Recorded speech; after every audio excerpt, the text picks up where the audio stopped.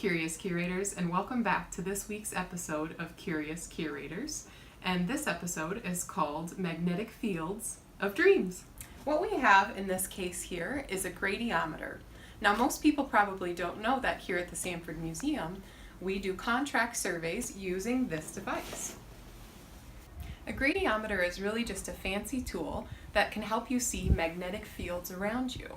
And magnetic fields are always around us, starting with the Earth's magnetic field that is constantly pulling on us, as well as magnetic fields from metal, but also other things such as soils, rocks, and archaeological sites can have magnetic fields. If you switch on your gradiometer, you'll get a nice little beep to tell you it's on. And on the screen, it'll tell you what the magnetic reading is for the area around you. And how you can measure magnetic fields is by something called a nanotesla.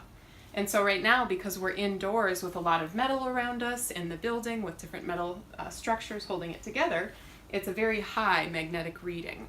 So in this case, we wouldn't be able to tell if there's an archaeological site around or not. We'd have to go to a place that has less magnetic disturbances from the things around us.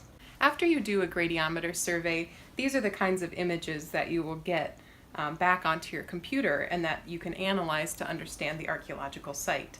And so it may just look like some black and gray marks on the paper to you, but to an archaeologist trained with a gradiometer, you can start to make out patterns in these magnetic anomalies that tell you where Native American houses can be, where ditches and fortification can be, and many more things. Before I can start surveying using the gradiometer, I have to lay out a grid on the landscape, usually about 20 meters to 20 meters big. When I'm going to be doing the gradiometer survey on my grid, I have to then walk the entire grid in very systematic and slow, careful swipes throughout the grid. And when I'm walking, I have to make sure that the gradiometer is staying steady.